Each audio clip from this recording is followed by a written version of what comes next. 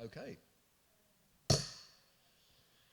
Good evening, members, and good evening, ladies and gentlemen, and welcome to this meeting of Planned Subcommittee East. I must read the following webcast announcement. I would like to remind everyone present that this meeting will be broadcast live to the internet or filmed and will be capable of repeated viewing or another use by such third parties. If you are seated in the lower public seating area, it is likely that the recording cameras will capture your image, and this will result in the possibility that your image will become part of the broadcast. This may infringe your human and data protection rights, and if you wish to avoid this, you should move to the upper public gallery.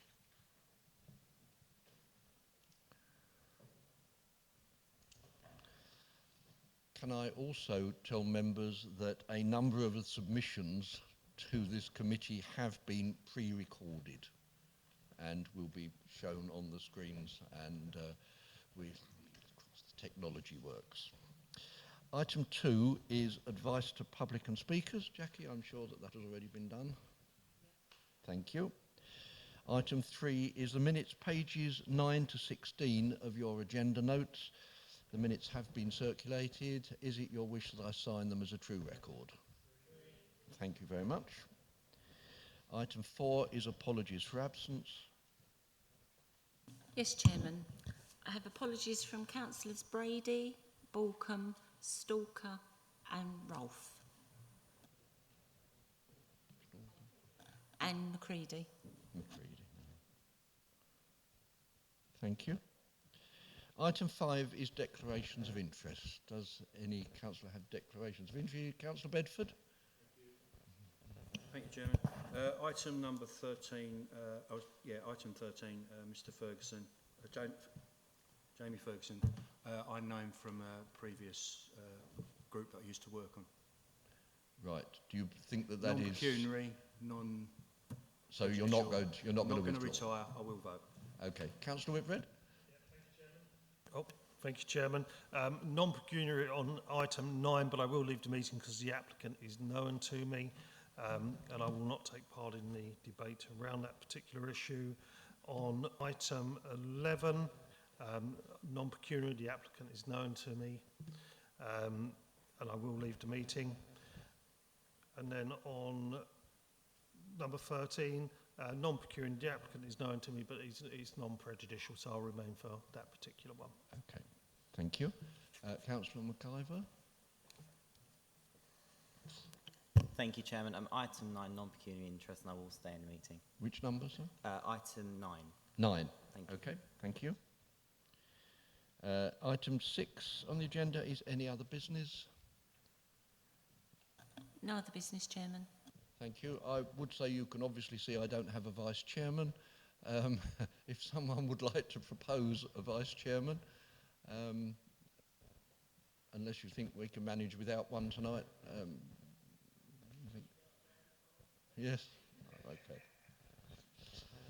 Two hats then tonight. Okay, thank you.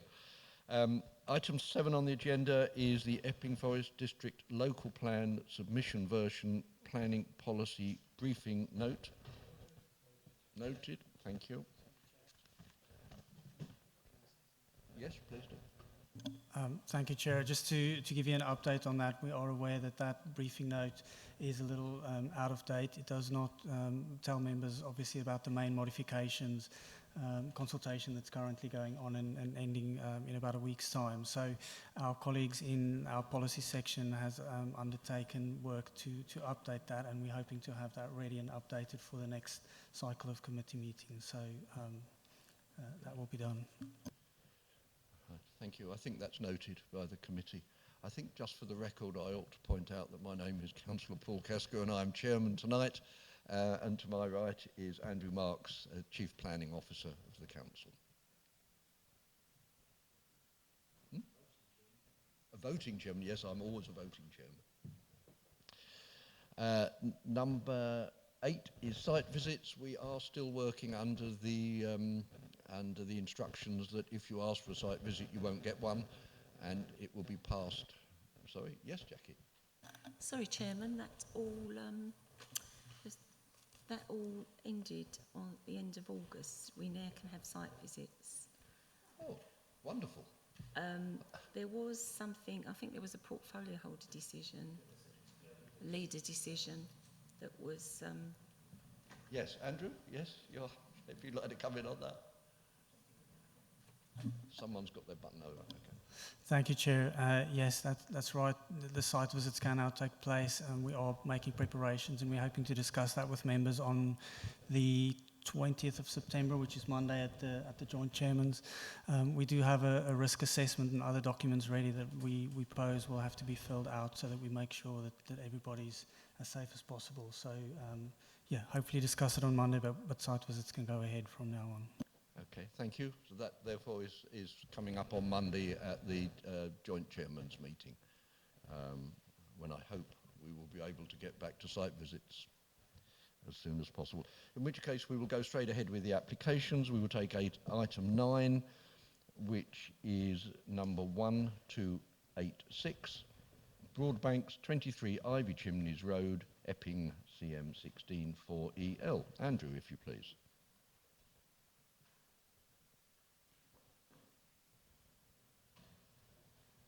Does this work? This application seeks permission for the demolition of all existing buildings on the site in order to construct 3 detached dwellings, including ancillary works and landscaping. This slide shows the location of the site, which is outlined in red. The application site is located on the northern side of Ivy Chimneys Road. The application site comprises a rectangular piece of land containing a detached house, outbuilding and 1 block of stables. It covers an area of 0.15 hectares. An access road runs along the western boundary. It also leads to land to the north. To the immediate north and west of the site, this slide shows barn buildings and a horse exercising area. However, implementation has already begun for 3 houses approved under reference EPF 1690 of 16 to be located here. To the east exists an existing children's recreation ground. Further east is the Ivy Chimneys Primary School, and to the south there are residential properties. This application is before this committee since the recommendation is for approval, which is contrary to the objection from the Town Council and from neighbouring residents.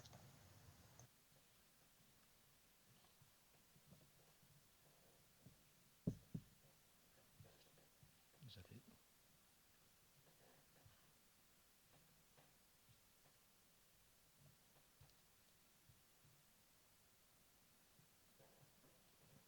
Okay, I'm sorry, members. It looks like I'm going to have to take over on that. The sound quality is not as good as we would have hoped. So I'm just going to have to reverse on this slide. So if you just bear with me. Shows the elevations of the existing buildings on the site.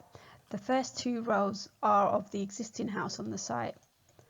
The third row is of the outbuilding, and the bottom row is of the stables. House type 1 will replace the existing house on the site.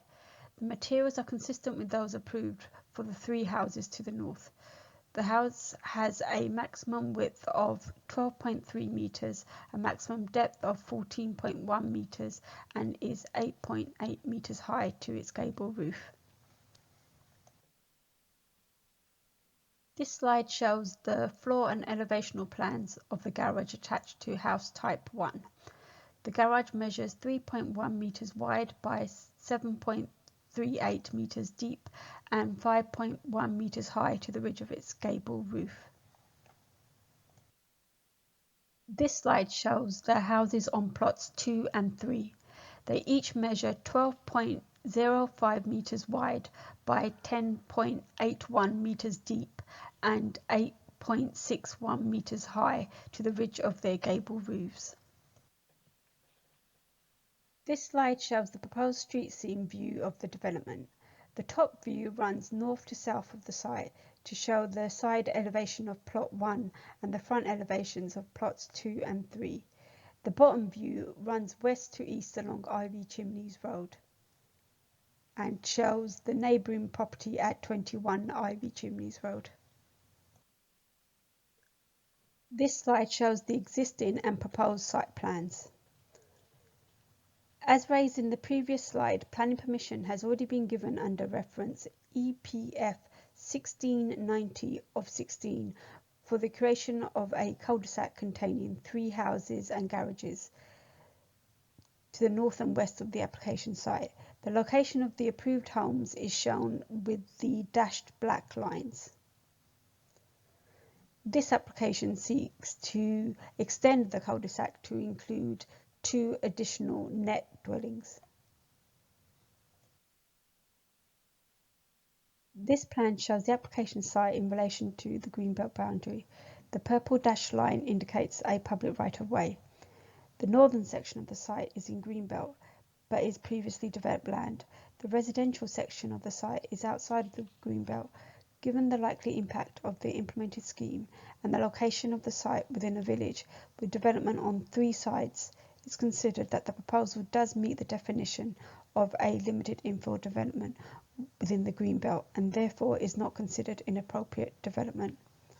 Objections have been received from 6 Meadowview, 15, 30 and 34 Ivy Chimneys Road.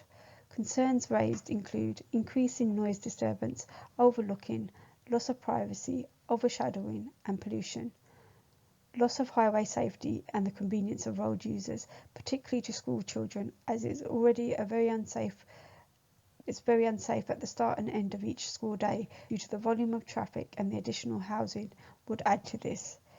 There would also be extra demand for school spaces. The Highways Authority has visited the site and reviewed the submitted documentation and are therefore satisfied that the proposal will not have a serious adverse impact on highway safety and therefore have raised no objections. All existing neighbours are sufficiently distanced to ensure that their amenity will not be affected. Removal of asbestos roofs would be controlled by building regulations and the Health and Safety Executive. Therefore, this matter is not a material consideration. The number of dwellings proposed are below the threshold required to allow the council to require payments for the cost of school spaces. This issue, therefore, cannot be taken into consideration.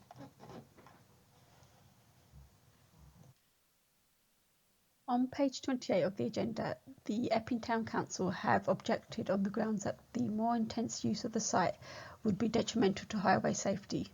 The concerns raised are similar to those raised by neighbours.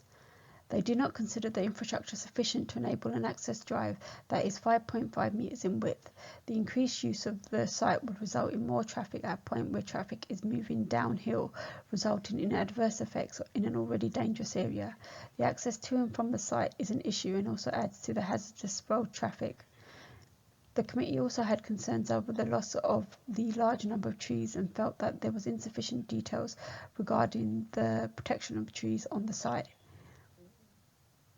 The committee did not object to the number and type of housing proposed.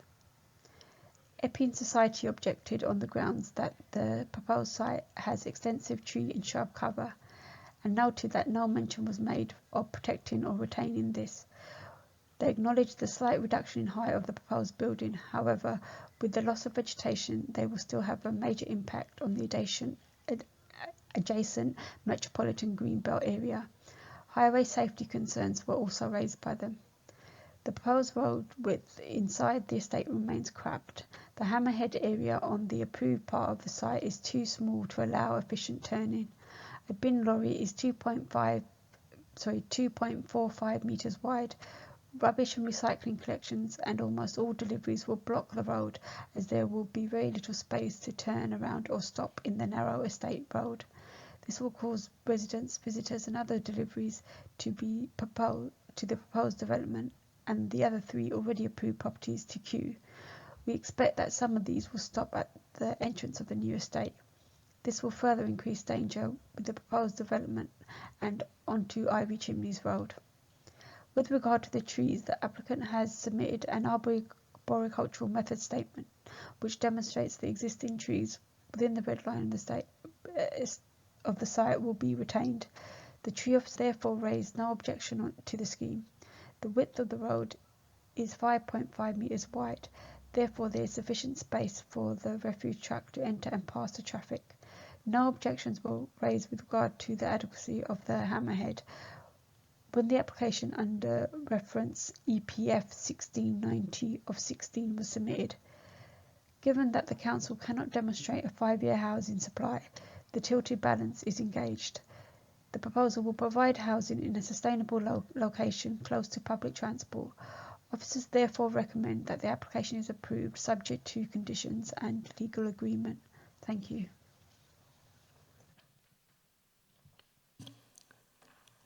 Chair, if I may, thank you. I hope the sound isn't as good as I'd hope, but that's something that we'll bring to the attention of our colleagues, because I think it's not the recording, because I listened to it earlier and it was very clear. So it must be the speakers in here. So I apologise for that. If members have got any issues that they want clarified, then I'm happy to discuss those.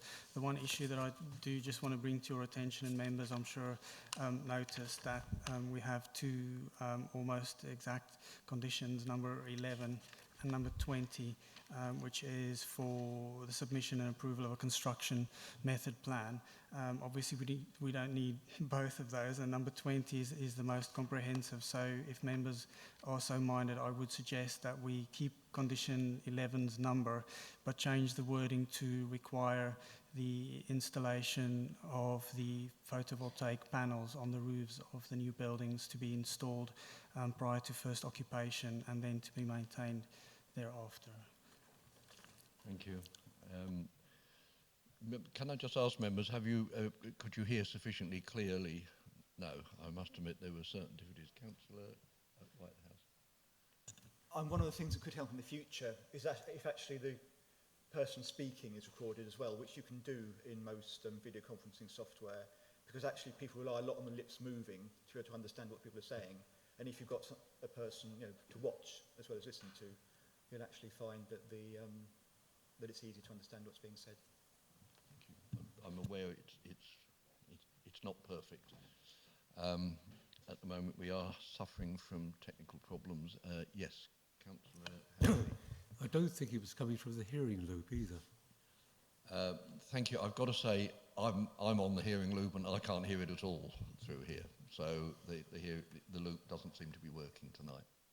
Thank you. Yes, Councillor Whitehouse. Chairman, I find the loop is working all right. I just can't make out the words, so I wasn't intending to vote because I haven't heard enough of the presentation to feel confident I can do that.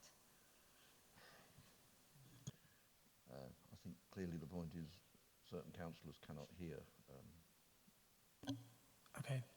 Would you like me to run through the bones of the presentation again? Yeah. Would the councillors be happier if the planning officer went through the main outline of the application so that we were quite clear in our own minds what we're going to be voting on? And I will then ask if members would propose and second a motion to remove condition 20 but to alter condition 11 so that it covers the same points about the voltaic panels. Councillor Phillip. Can you turn off? I'm quite happy to hear some of that presentation again, but I don't believe that we need to hear the objections that have been written in the agenda again. Right, say again. I was saying I'm quite happy to hear some of the presentation again, but we don't need to have the objections that are already written in the agenda read out again. Okay, very good point. Yes, no, I take that point. Thanks. So I just need to share my screen and get rid of the sound. So if you could just give me a moment, I'll do that for you. Yeah. Oh, this is obviously on a slightly delayed loop. I'm watching something that happened here. I'm watching something that happened about 10 seconds before. So, okay, thank you. Right.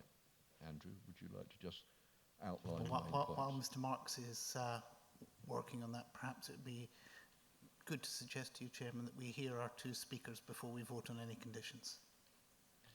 I'll be quite happy with that. We do have two speakers tonight for this item. Our first speaker is Councillor Scruton of Epping Town Council, who I'm sure knows she has 3 minutes. Thank you very much, Chairman. No, she started. Let her do that.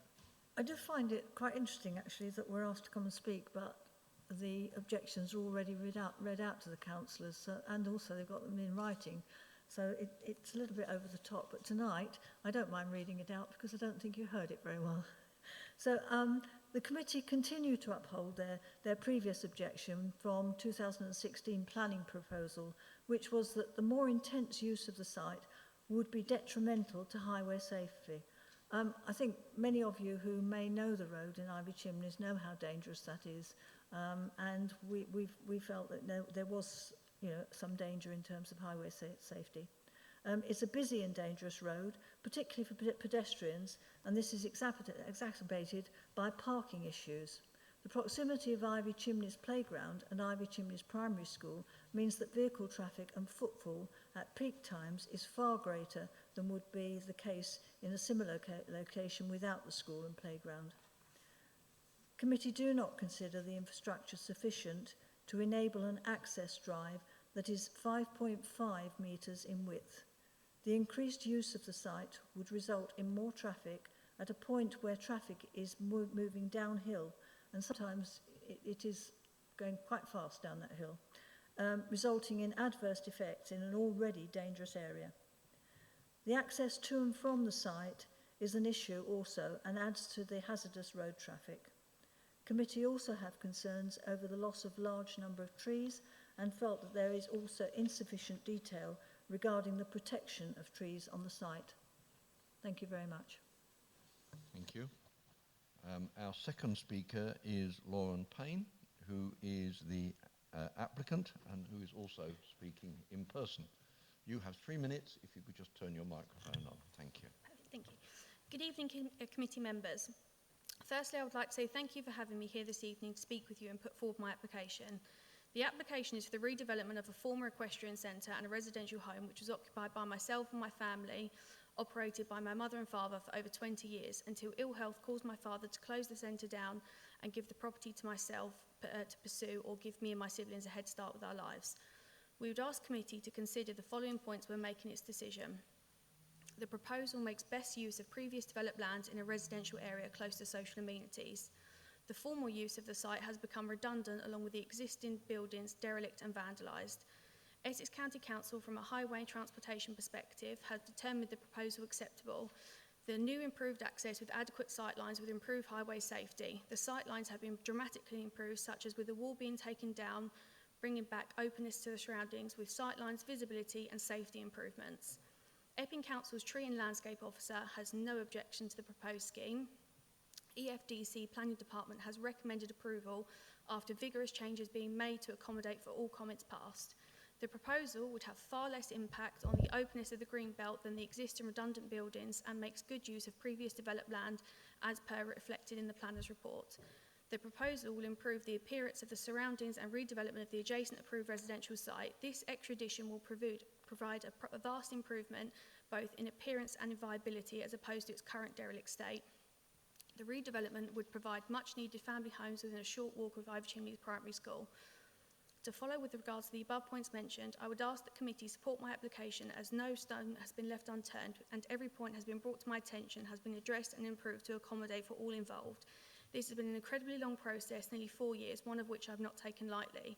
I have been a part of the Epping community for in excess of 28 years, and I would look to manage the development of this project myself to make sure it runs smoothly with a clear and concise plan. With regards to construction, I would look to have all site traffic diverted away from the school and with a timeframe window as to cause as minimal disruption as possible. I would like to thank you for your time in listening, and for the above reasons, I would respectfully ask the committee to fully support the application and grant planning approval. Thank you. Thank you very much. Andrew, do you wish now to just make sure that we have the principal points of the argument, but not the objections again, which are already printed? Thanks, Chairman. Yes, I think going forward, if it's in order with you, I think I'll just run through all the presentations and hopefully we can deal with the technical issues on a next meeting. So if that's in order with you, then yes, we can do it that way. So the presentations might not be as detailed as the officers prepared them, but hopefully you'll get the information you need.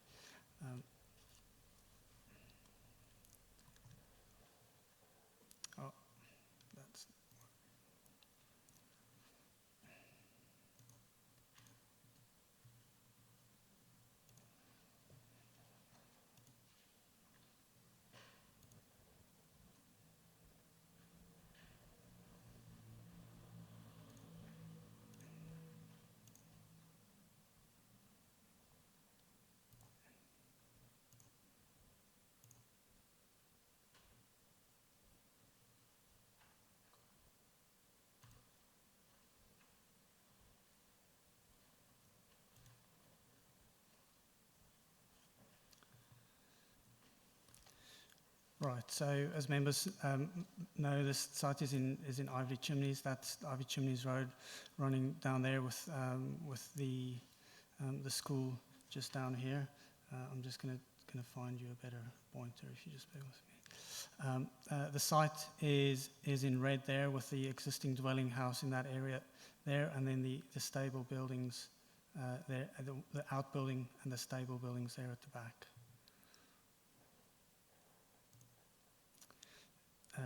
These are photographs of the existing buildings on the site. This is the dwelling house. This is not part of the site. These buildings back here are, so that's the stable building and the outbuilding. This is the existing house. Then we've got two proposed house types. House type 1 with a garage, and house type 2, which is the smaller houses at the back. This is the street scene down here, and this is sort of the internal view that you will get from the access road. As the officer explained, there's planning permission that's already been implemented for development here at the back for residential development. The site is partially in the green belt, so the dwelling house itself, the existing one, is not inside the green belt, but the outbuilding is partially inside, and the stable building to the back as well. Clearly, it's previously developed land.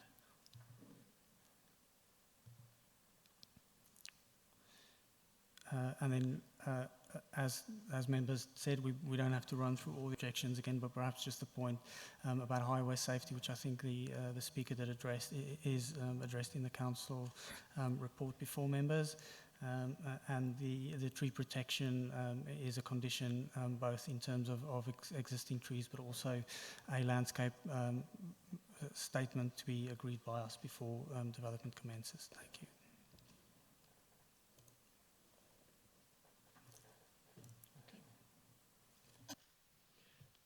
Thank you.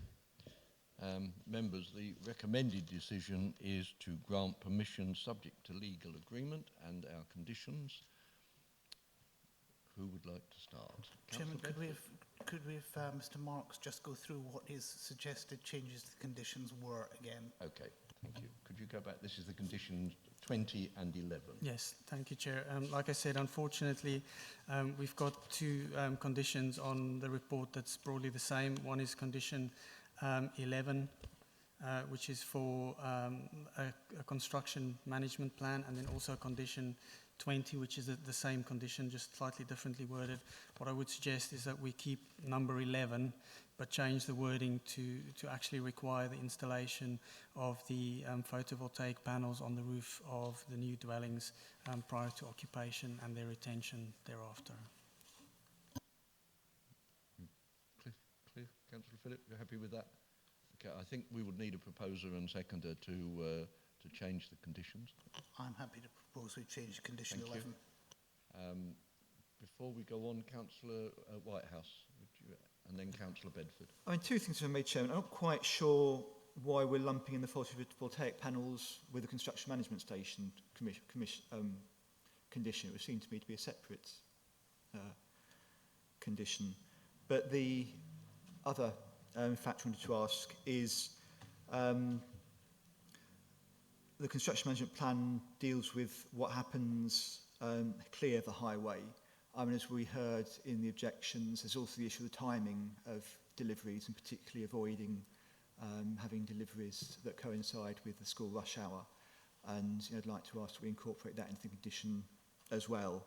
I mean, it just needs to say the plan shall provide, as well as for what's there, shall provide for deliveries to take places at times outside school rush hour or school going home and arriving times.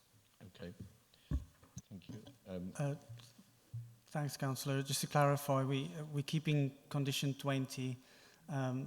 Condition 11 is changed completely, so struck through, but we're keeping the number 11 and just changing it to the photovoltaic panels. In terms of then condition 20, yes, there's no problem adding an additional 0.8 there to say that the construction management plan needs to include details of hours of delivery, taking into consideration the school hours. That's not a problem. Okay, thank you. Councillor Bedford? Thank you for that, Chairman. I put together a quick proposal there about no HGVs. Access to the site shall not take place during the following times: 0800 to 0900 and 3 to 4 p.m. during school term times and at such times the school is open to children, just to cover the effect that they may vary the times. Sounds very clear to me. Mr Marks, you happy with that? 9:15, 9:30. I did have it at 9:30. I did have that originally to 9:30. Councillor Phillip has just suggested it may be appropriate 9:30 because a lot of parents hang around at that particular time. On balance, the proposal, there's several proposals in here over a number of years, and the last time 3 houses were proposed was back in 2015, which was approved at the time. Okay. Yes, Chair, no problem. If members want to add specific times as part of the construction management plan, we can just say as point 8, the understanding is that no deliveries between those hours. That's not a problem. Okay, thank you. We did have a proposal for the changing condition. Do we have a seconder? Yeah, no, Councillor Whitbread was first. Okay, all those in favour, please show. Thank you. Jackie, I think that's unanimous. Unanimous, okay. Right, who else wishes to speak on this application? No, Councillor Phillip? Thank you, Chairman. I think this is quite a balanced application, actually. Given the direct input that we've got from the Highways Authority, I don't think that we could rely on highway safety as being a reason for refusing this. I do have a degree of scepticism that this is actually genuinely surrounded on 3 sides by development, so that it's limited infilling, given that there's a whacking great wodge of green going up the side of it with a public footpath. Admittedly, there is a school on the far side of that, but I think it's stretching a point, and it is in the green belt. However, it is previously developed land, and I think overall this is, as I said, fairly balanced. I'm not certain yet which side I will come down on. Okay, thank you very much. Councillor Bedford and then Councillor Whitehouse. Thank you. Very short on this one, and Mr Marks might be able to enlighten me a little bit. Obviously, with the increased access and the school being close by, the other areas of Effin suffer terribly with parents who just pull up, park, go and get the kids, chat and block the entrances. I'm wondering if the local councillor should actually refer this to NEP as a parking scheme if it gets approval. I'm not sure we can cover that here tonight. Councillor Whitehouse. Yeah, I mean, there is a parking scheme there, albeit it's quite a challenge to get one that meets all the needs of that very constrained area, and it could do with a bit of a post-implementation review to pick up on some of the problems or some of the unresolved issues. So I'd be happy to go along with what Councillor Bedford says. On overall, I think the main planning issue here probably is the green belt issue. I mean, I have similar concerns to many of the objectors about the highways issues and some of the other issues. But we have to give weight to what the Highways Authority actually says on those issues. I mean, there is clearly an impact on the green belt. I mean, it's not just development of the area of the plot that's outside the green belt, it's the area and it's inside the green belt. And I was going to make the same point that Councillor Phillip did, that it's right next door to a publicly accessible open bit of green belt. So I don't agree with the officer's report that there are no views from the green belt into the site. I mean, there's a lot of green belt which is green belt but not accessible. There seems to be green belt that is accessible. It's the same in planning terms, but in terms of public amenity terms and value terms, it's obviously that much more important. So yeah, I am concerned about it for that reason, and I'm not convinced by the summary that at the end of the report at the moment. I'm minded to vote against, but I listen to what other residents have to say, or other members have to say. Thank you. Councillor Whitbread. Thank you, Chairman. And just reflecting upon the comment about NEP, I know the school are engaged in a school scheme with NEP, so it might be worth, and I understand this isn't within the scope of planning, but the applicant having conversations with the school about how they can work together to ensure minimal possible impact on the school and on the road. And I mean, I'm quite concerned about this scheme in a number of ways, and I mean the primary reason being the infrastructural pressures in the area. I mean, it is a nightmare down there. There are numerous problems with parking and also with cars trying to speed and the road being blocked up. So it is a real concern from that perspective. But obviously Essex Highways have given their opinion on this. Like Councillor Whitehouse, I do also have concerns about the effect on the Greenbelt and its openness. So at the moment I'm minded to object. But I would also be interested to hear what other members have to say. Thank you, Chairman. Councillor Janet Whitehouse. Thank you, Chairman. I remember doing a site visit to this property, and we were happy to have development close to the road, as it were, but there was the area at the end which we really didn't want to see built on. It was open and you had lovely views and so forth. I would really like to see a plan. It was probably there when we had the former presentation, showing exactly where these new buildings are going. And is that area at the end protected? I mean, is it still open? Well, I couldn't tell that plan up again, please. And the other thing, Chairman, was on page 31, the officer talks about the green belt and says that the buildings will screen the building from the long views of the site, and as a result the proposal will have limited impact on the openness of the green belt. I'd just like a bit of explanation of that, please. I certainly can't give you one, but I'll see if Mr. Barks can. Have we got the plan? The site plan.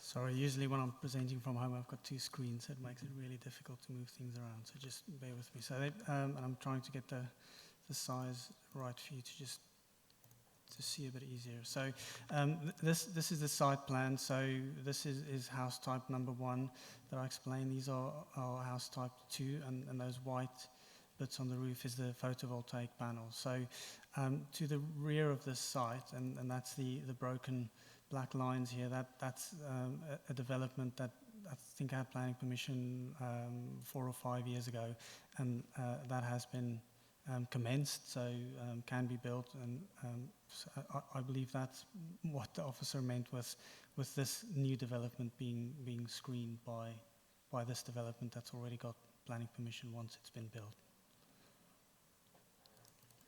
Thank you very much. Any other councillor?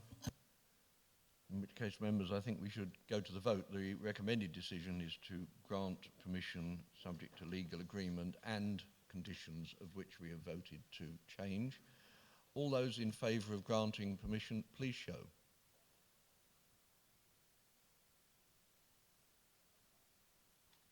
Six, Chairman. Are those against?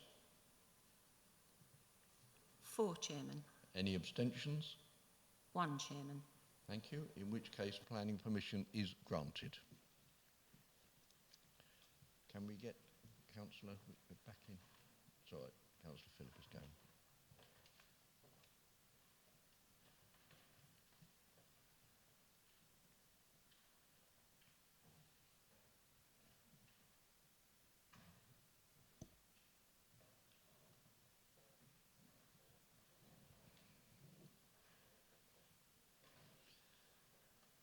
Item 10 on the agenda is application 1290, land adjacent to Horseshoe Farm, London Road, North Weald.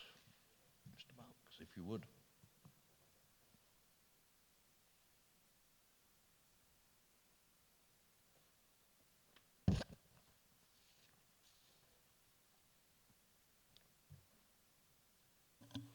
Thank you, Chair. This is item 10. I just want to remind members that this was before members on the 28th of April, where it was deferred for a site visit, and we were asked for some aerial photographs or drone footage, which is at the end of the presentation. So hopefully members will get an idea. So.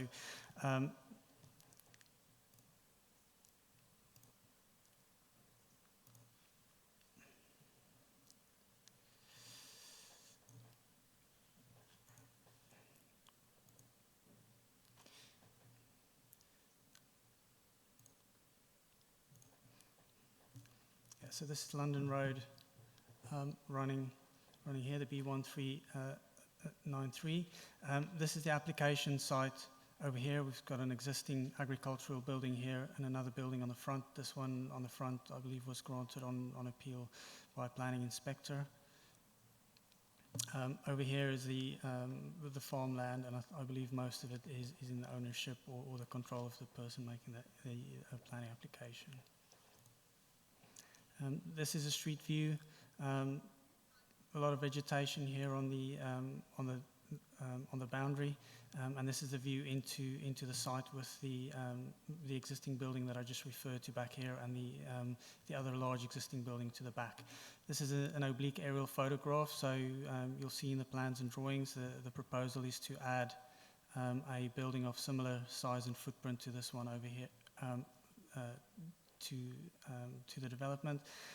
What the red bit there is showing out, and this is my colleague that prepared that application, is a haulage yard next door, some residential development further away, residential development across the road, and the agricultural land surrounding. This is just from another viewpoint. You can see the haulage yard over here. This is the residential development. These are the plans showing the development. So down here, that will be the new, what they're calling an extension to the existing building, but it's basically doubling the size of the agricultural building on site. The colleagues just showing the height, which will match the existing building, and this is the area where the new building will be constructed.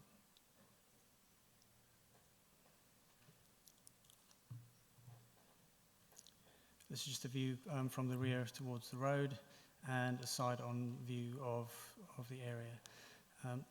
These are the photos that was taken by drone, and they'll flip around the site for you, and then there'll be a 30-second video, hopefully, which will give you an idea of the site as a whole.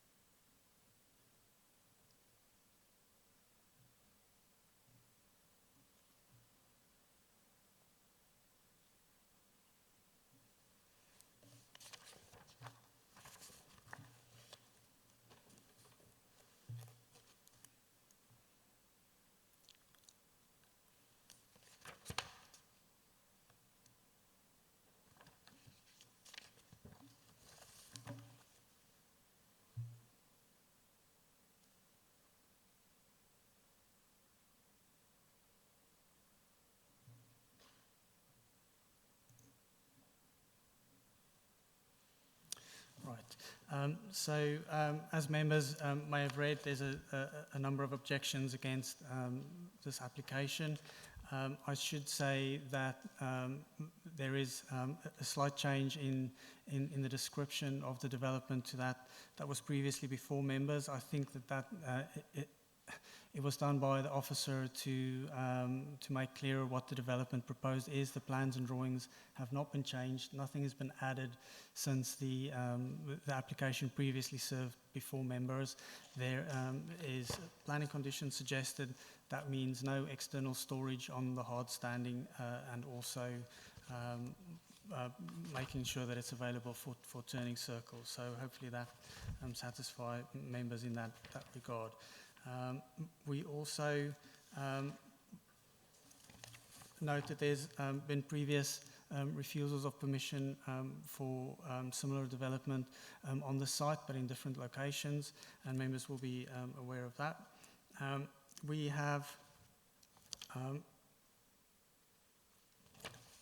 Also to point out that in terms of paragraph 149 of the National Planning Policy Framework, agricultural buildings in green belt land is not by definition unacceptable. So, and this is clearly an agricultural building because we've also put conditions on it to ensure that it's only used for agricultural purposes. So, happy to take any questions if members wish, but I know there's speakers on this application as well. Thank you. Thank you very much. We have one speaker, which is Sue DeLuca from North Weald Bassett Parish Council via Zoom. Good evening, members. I'm speaking today with regard to Horseshoe Farm. As you will see, the Parish Council objected to this application. They were not made aware of all amended plans. Also, no plans carried an amended description. The second set of plans showed location and elevation plan with the proposed attached to the existing building. In April 2021, the other amended plans were exactly the same as before. None of these had an amended description attached. I would like to reiterate the Parish Council's comments as I do not feel the members have had a chance to fully consider these. This proposal is more than doubling, which is already in situ, by more than 3.5 metres extra width, a total of 126 square metres. This is unacceptable in the Green Belt. It would have an impact on the openness, rural character of the Green Belt. The amount of hard standing is very concerning. There is no mention of planting trees and shrubs for any screening. We feel that a full requirement of need should be made by the applicant, especially as the applicant has a considerable number of converted commercial lets on his farms. It is felt that the applicant should prove this requirement for need, i.e. a breakdown of hectares in arable and hay production, along with the amount of hectares now set aside for wildlife, etc., and tree planting schemes. It will make the need transparent instead of just quoting number of hectares, acres within the applicant's holdings, which can be misleading.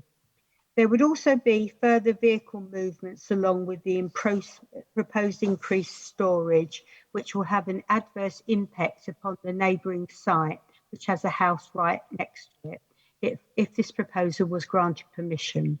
I hope you can support an objection to this application, as once any further part of the Green Belt is developed, it is lost. It is lost for now and for all future generations forevermore. Thank you, members. Thank you very much.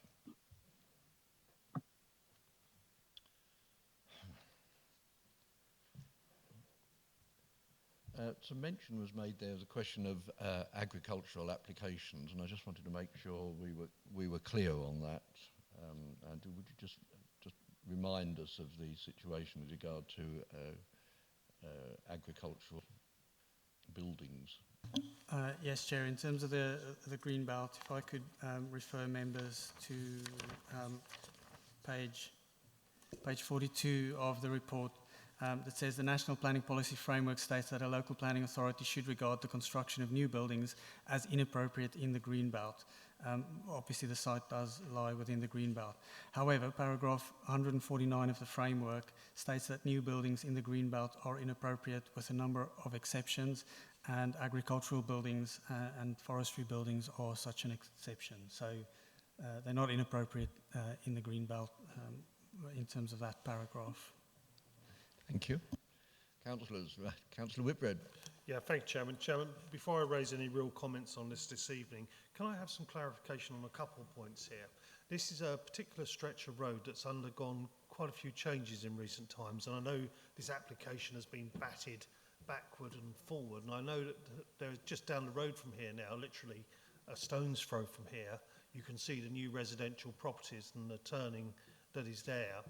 I also know that I've got quite a few concerns being raised about the speed of the road there running down to Rye Hill, and of course that junction where the lorries come out of is becoming an increasing problem.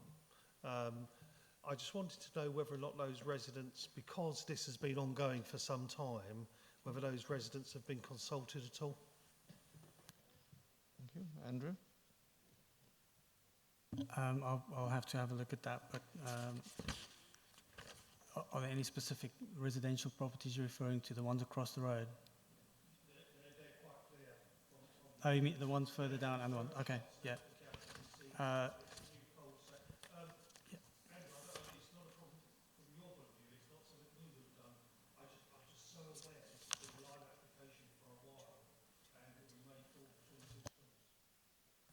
Sorry, I'll repeat that again. Yep. It's not a comment on the planning department.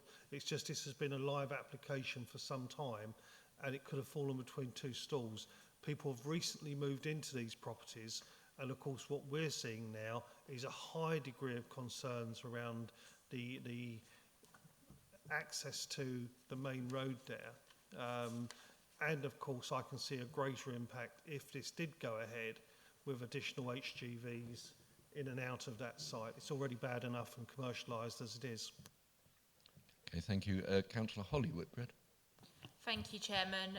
This road abuts my own ward, and I've been dealing with some of the highways issues from a county perspective. I wonder whether it would be useful to have a site visit on this road. I'm mindful there's been quite a few changes, both in terms of the residential development, but also the use of this road in recent years, particularly post kind of pandemic and during the pandemic period. Could I propose a site visit? Thank you. I'm not actually sure whether you can or not.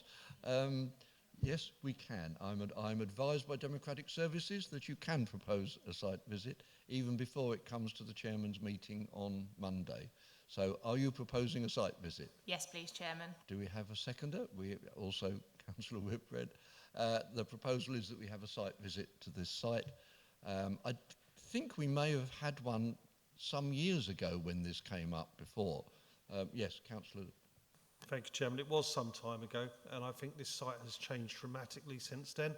I agree with some of the recommendations here. If it was to be granted, particularly around time usages of the site, I think they need to be stricter.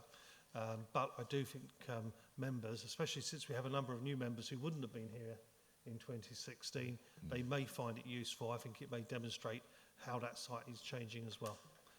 It also gives us a chance to get some more clarification on the really good constructive comments the Parish Council have made. And of course, it gives us an opportunity to make sure that everyone has been consulted. Okay, thank you very much. The proposal is that we defer a decision for a site visit. All those in favour, please show. Unanimous, Chairman. Thank you very much. In which case, Andrew, the application is deferred for a site visit. Thank you. The next item is item 11, which is 0364. Thank you, Chair. On this one, we had an email earlier today from the Parish Council saying that they do not wish to speak and also that they withdraw their objection after they've read the proposed planning conditions. So my suggestion is that that application is withdrawn from the agenda and then determined under delegated authority. Thank you. Councillors happy with that, that it's deferred to delegated authority? Yes? No objections to that? Thank you. In which case that's deferred to delegated authority. Thank you. We'll go to item 12, which is 0755, the former police station at 230 High Street, Epping.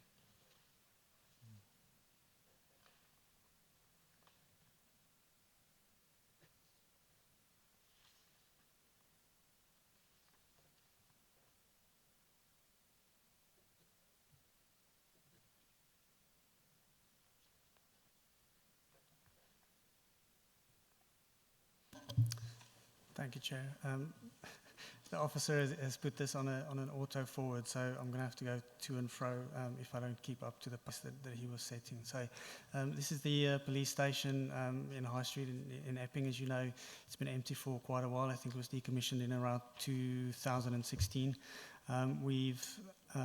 It's got an existing basement, no alteration suggested there. On the ground floor, the suggestion is that those walls that you can see there in green are removed, and then that it's used for Class E, which will allow a flexible use of that ground floor. The building's not listed, so the internal alterations is not something that we could control in any event. This is an aerial photograph, so I'm sure everybody knows where the police station is, no doubt from walking past and not necessarily going in there. We do have planning permission or a prior approval that was granted for flats on the top 2 floors. I think in general, members may agree that as the building has been standing vacant for a number of years, it leaves a bit of a gap in the high street there, and I think the reuse of that ground floor for commercial premises should be encouraged, and it'll, in our opinion, contribute to the vitality of the shopping parade. What the officer is showing you there at the back is the proposal includes provision of refuse area and cycle storage. Obviously, because the site is inside the town centre, there's no parking provided as part of the development. And as you're well aware, we've got quite a bit of parking on the high street and the local public car parks in the surrounding area. That's the end of the presentation. Perhaps just allow me then to say, like I did before, as you're probably aware, there was a refusal of planning permission for development of flats. That was refused because there was an extension provided to the rear which was unacceptable. That proposal did include the reuse of the ground floor as a commercial site, and there was no objection at that time against that proposal. Thank you very much. Okay. Thank you very much. We have one speaker, and that is Jennifer Thompson, who is the applicant's agent via Zoom.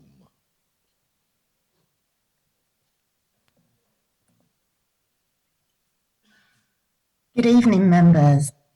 Can I check everyone can hear me? Yes, lovely. Thank you for the opportunity to speak. As Andrew has outlined, the site has been vacant a number of years now at the police station, and my client acquired the property in late 2019. The police have now relocated their operations elsewhere. Since my client has owned the building, it's been subject to vandalism, break-ins and squatting. My client would very much like to bring the site back into use, bringing an end to these issues and improving the appearance of the existing boarded up building. The application seeks no external or exterior changes, seeking only to change the use of the ground floor and the basement to use Class E, which includes commercial, business and service uses.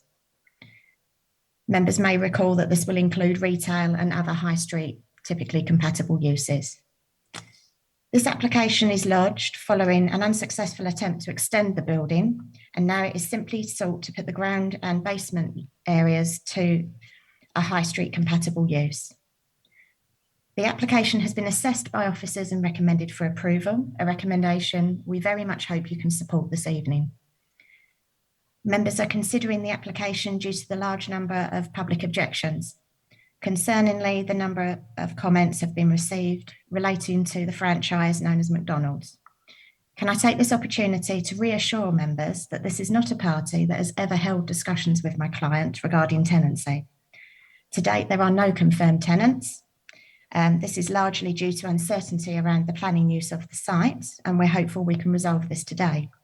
So to be categorically clear, please, that McDonald's are not part of this application. And I believe from online franchise information that I've seen, they do actually need much larger sites than this. Other issues raised by members of the public include concerns around noise, litter, traffic and general disturbance.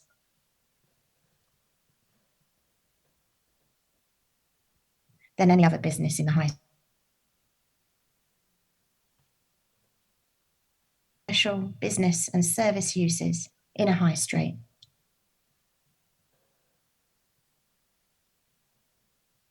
we very much hope that you can support us in this. Very much.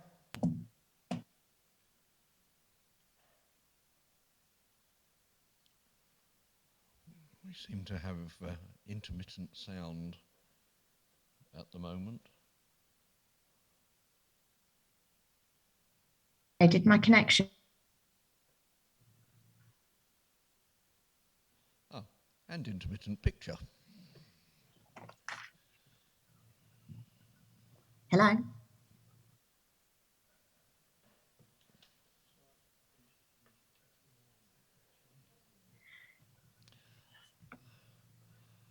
I do seem to be spending quite a bit of every meeting now apologising for the technical problems that we're suffering. Yes, thank you, Jackie. That's I'm told that is speaker's end and not ours on this particular occasion.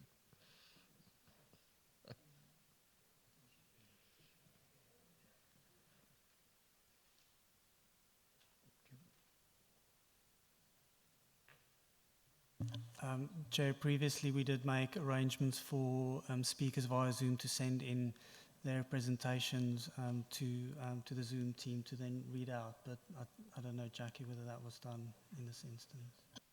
Andrew, we do advise them to, but it's entirely up to them. We can't blackmail them or force them to send it in, and she would have been asked, but she obviously didn't.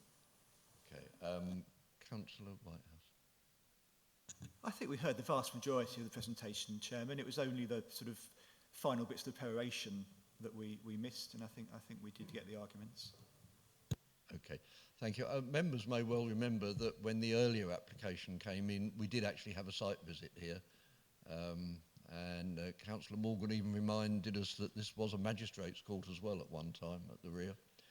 So we did take the opportunity to have a look at the site, and I'm sure the site is very well known to everyone and its position in the High Street. So members, the recommended decision is to grant permission with conditions. Who would like to start? Yes, Councillor Whitehouse. Yep. Yeah, I mean, I think the main issue here is actually perhaps less with the details of the application than the sort of the enormously broad usage that Class C has because of the way the government changed the use class order. I mean, as I read it, it covers everything from retail shops to office type uses, you know, estate agents, building sites and so forth, to restaurants and you know, even to sort of light industrial and B1 type uses, or used to be B1 uses. I believe it'd be helpful if the officer can confirm this, that it doesn't include hot food takeaways, although of course there's always a sort of slight grey area between what's a sit-down restaurant that happens to, you know, have collections and what's actually a fully fledged takeaway. So, I mean, I think the important thing is that we don't make a decision tonight that then makes it difficult in the future to protect residential amenity. So I'm pleased to see that there are conditions there for hours of use and the deliveries and waste collection hours, because, you know, there are a lot of residents now who live in what was the old Magistrates' Court and other residents in the close vicinity. The other, it mentions that if there's external alterations for vents and air conditioning and so forth, that will need another planning application. It would be helpful if the officer could confirm that.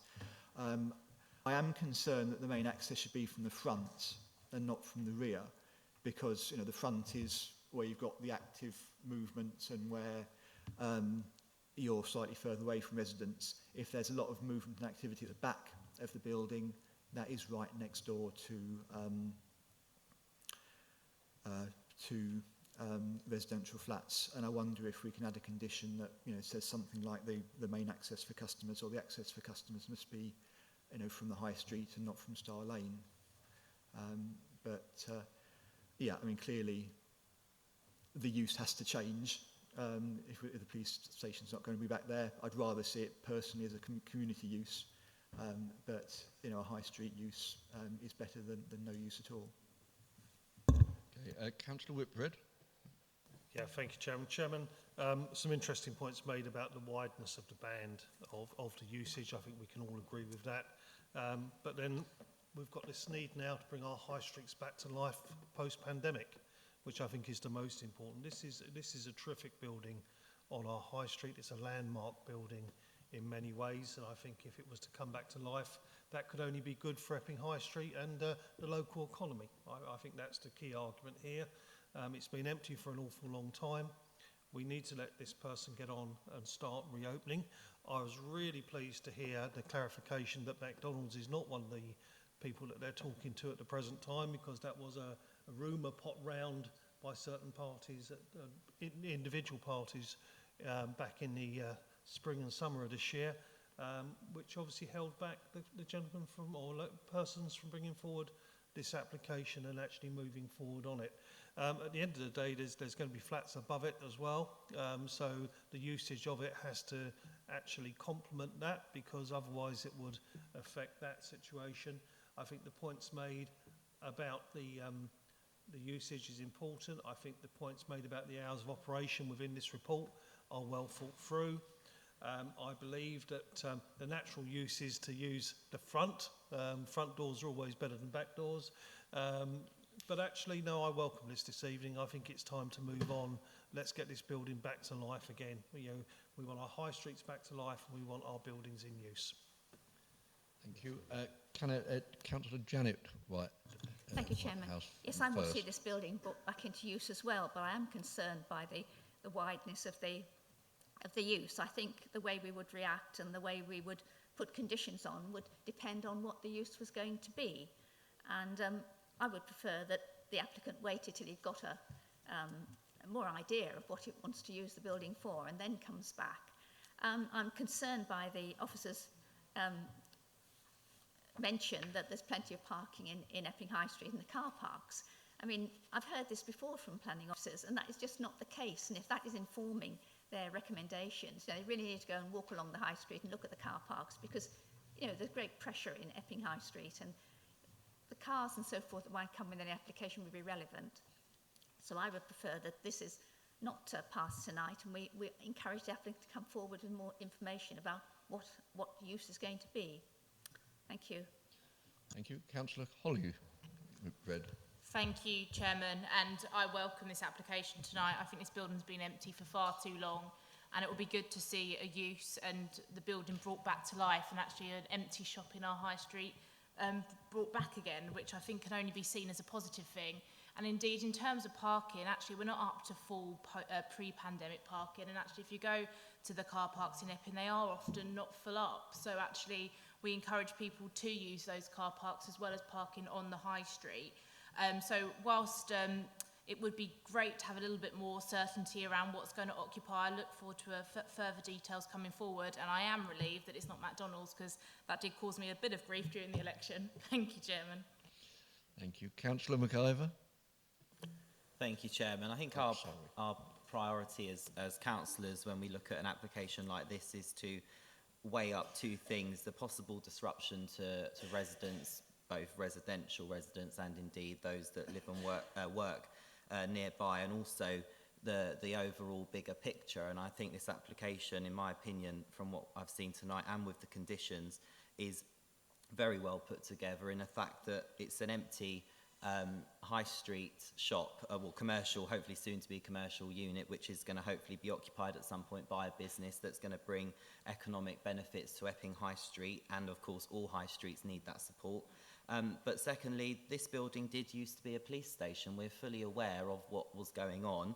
Blue flashing lights, lots of noise at all hours. And here we have condition number 3, where we've got the very, I think, appropriate time and conditions. So whilst the building has been empty for a long period of time, I don't think anyone in this room would want to see it remain that way.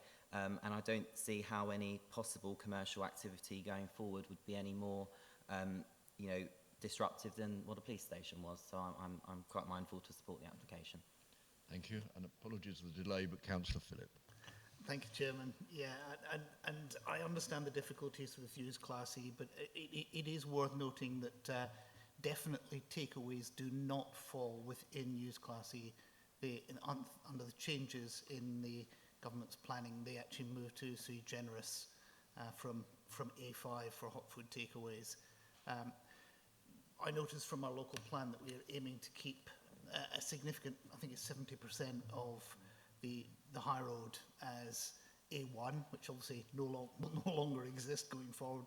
But the vast majority of what has become Class E is actually A1 with a little bit of A2 and a bit of E1, which is basically offices, potentially also D1 with the doctors' clinics, but given the relative success of and poor performance of places like the Lyme surgery, I think we would probably actually welcome a functioning doctor's surgery on the high road.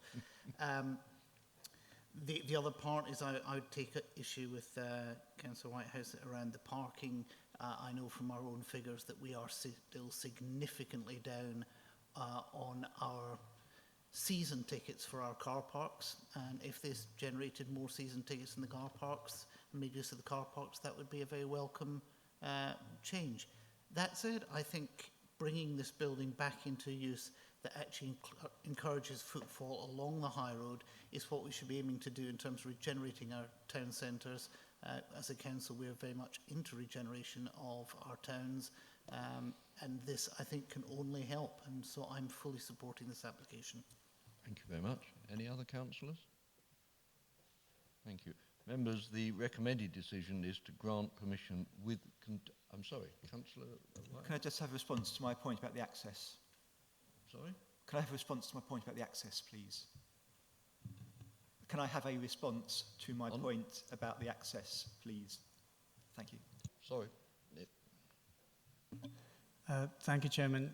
Yes, the question was whether there can be a condition limiting the access for customers to the front, and I guess if members also mind that's not a problem.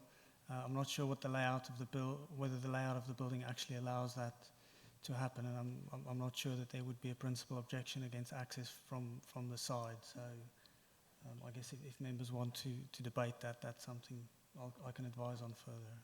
Okay, Councillor Chris Whitbread. Yeah, thank you, Chairman. I'm sure my colleague behind me might jump in a minute. Who are we to actually debate and say where accesses should be? Because if a planning application came forward for a future use on the building or signage or whatever, and it was some form of access was required for fire safety purposes, you know, it would be ridiculous if we would say no one can go from the rear, even if it's for safety. Right, I will just ask Councillor Bedford and then come back to you, Councillor Whitehouse. Yeah. Thank you, Chair. I think it'd be time for Mr Marks perhaps to pull up the plan again and just look at the ground floor, and I think you'll find there is probably an emergency exit to the rear of the property because the travel distances would be too excessive to go for the front. Whether or not you can condition that the main entrance is to the front of the building, I don't know. That's down to Mr Marks, but eventually, as has been pointed out by Councillor Whitbread, if the occupier decides to change it and wants a more discreet type establishment in the future, he may want the access to the rear and reverse it. Yes, Councillor Whitehouse. Yeah, I mean, that in a sense is exactly my point. It's always possible to apply to withdraw or lift a condition, or to put in a new application when a more specific use is known that sets out the access arrangements. But if you don't condition at this stage, you have absolutely no way of influencing that impact on residential amenity. In a similar with the hours, if we set hours of 8 to 11, it's difficult to reduce them in future. But the applicant, if they have a strong case, could come forward and ask for longer hours in the future. So, in a sense, I think Councillor Bedford's made the point I was trying to make. Thank you. Councillor Phillip? I have to disagree with Councillor Whitehouse here. If we limit the use to coming in only through the front door, it does limit it to being essentially a single entrance thing, which may well not line up with the capability to use the size of place that you've got with both the ground floor and the basement. You may well want to have more than one establishment within there, and I think it would be unreasonable I can't think of any good planning reason why we should restrict access to only the front, so I could not support that. Okay. Nevertheless, Councillor Whitehouse, do you wish to put that forward as an additional condition? No, it's all right, but I think it is something we'll need to address potentially in a future application because of the proximity of residents to that building. Okay, I take the point, but we're not proposing a new condition. So, members, the recommended decision is to grant permission with the conditions as listed. All those in favour, please show.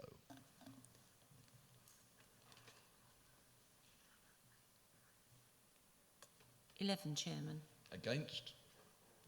1 Chairman. And abstentions? None, Chairman. Thank you. Planning permission is granted. We'll move on to item 13, which is application 0782 40 Stonards Hill, CM16. I think that's 4 QH. Andrew, if you would, please.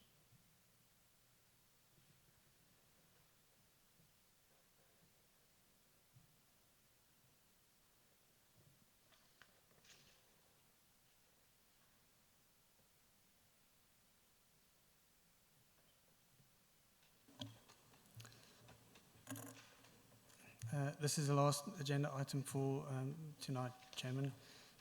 As you say, it is for 40 Stonards Hill in Epping, and the proposal is to change an existing garage outbuilding into an annex, and to demolish an existing outbuilding to release some volume to allow that to happen.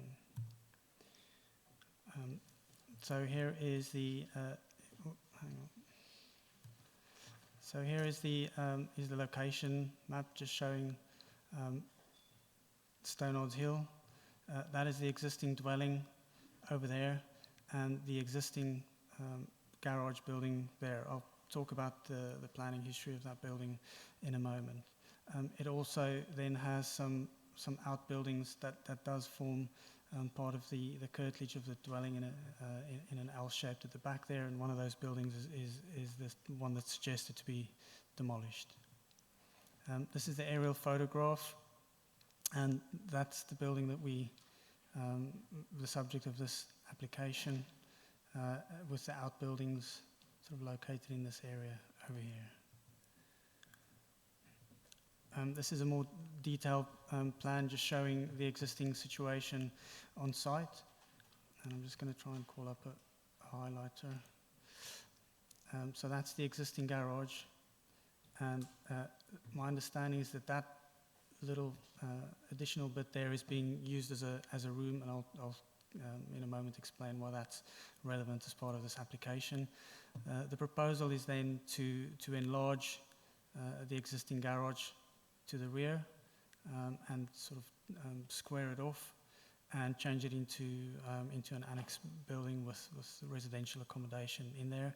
The suggestion, as I've said, is to demolish one of these outbuildings here to make way for volume allowances in the green belt. This is a plan drawing just showing the existing area here that's not shaded, of the existing buildings, and the orange shaded is the additional floor area proposed. These are the elevations. You can see fairly modest. There is some windows suggested and sort of a gable end window for additional light, but it is a single-story building.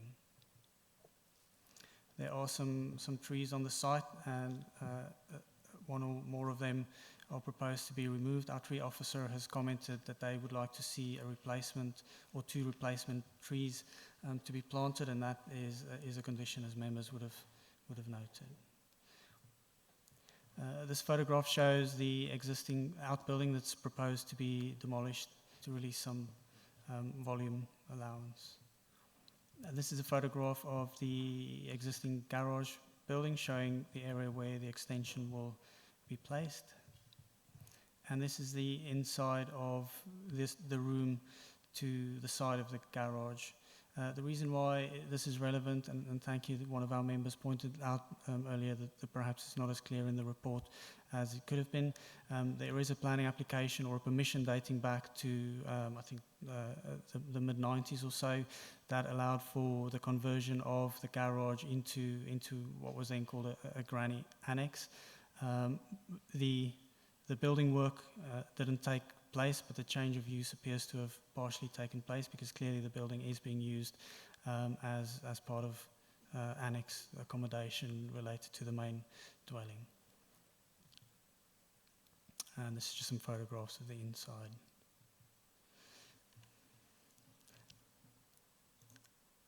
Sorry, the presentation is not over. I've just one or two things to say. As usual with these types of applications, we have suggested a condition that restricting the use of the building, and it says as condition 4, the annex hereby permitted shall only be used for purposes incidental to the residential use of the dwelling known as 40 Stone Argyle, and should not be used for any primary residential accommodation, so not self-contained or separate residential accommodation. The tree protection that I think on one of the previous applications members mentioned as well, we tend to always put these on where there's concern, so there is a condition requiring tree protection details to be submitted to us, or rather to be undertaken in accordance with the method statement submitted to us.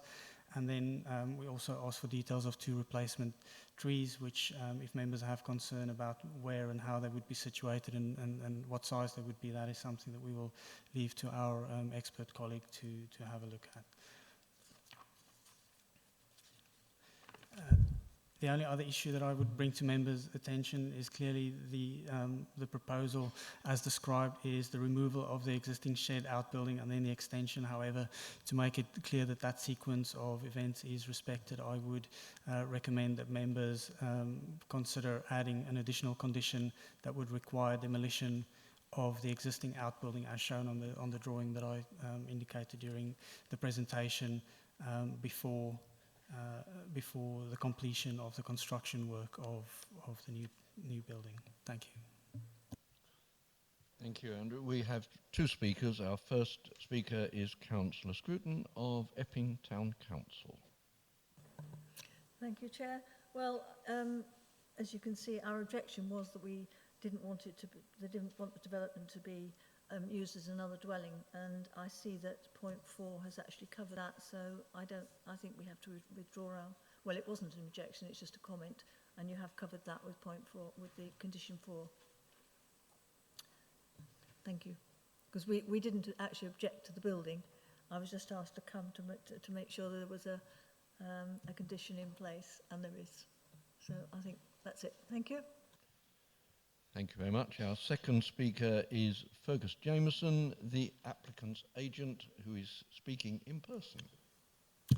Good evening. I only confirmed my request to speak when advised that the Town Council had put their names down to speak, and as I didn't know, they hadn't raised any objection, and I didn't know what they might say, I thought I'd better reserve a slot, so to speak.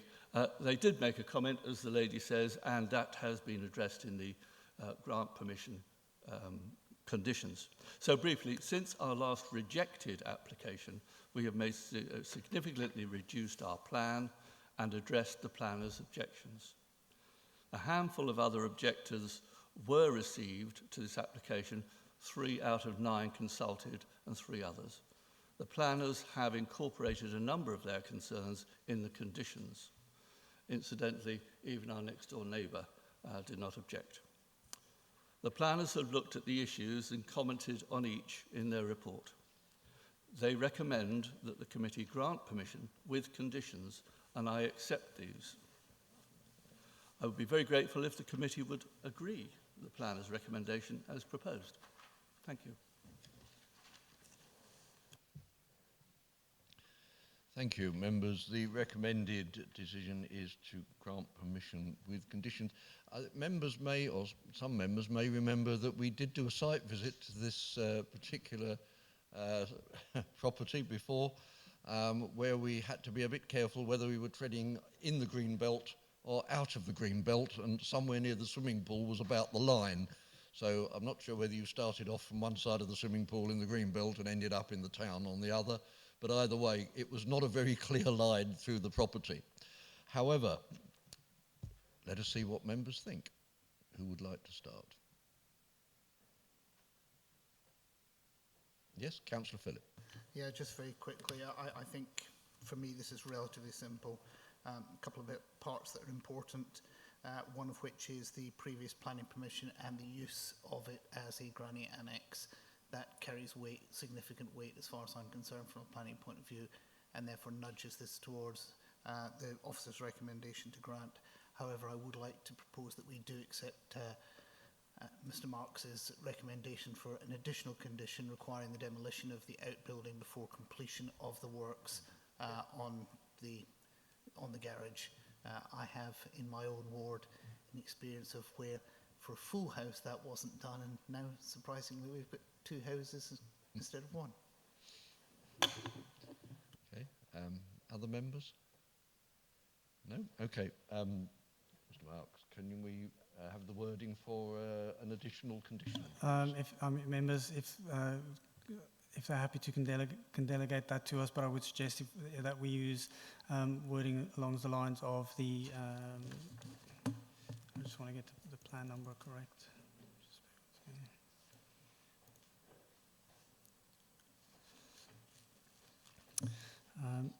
The existing shed outbuilding to be removed as shown on the existing and proposed block plan shall be completely demolished and all resulting debris removed from the land before first occupation or completion of the development, whichever comes first.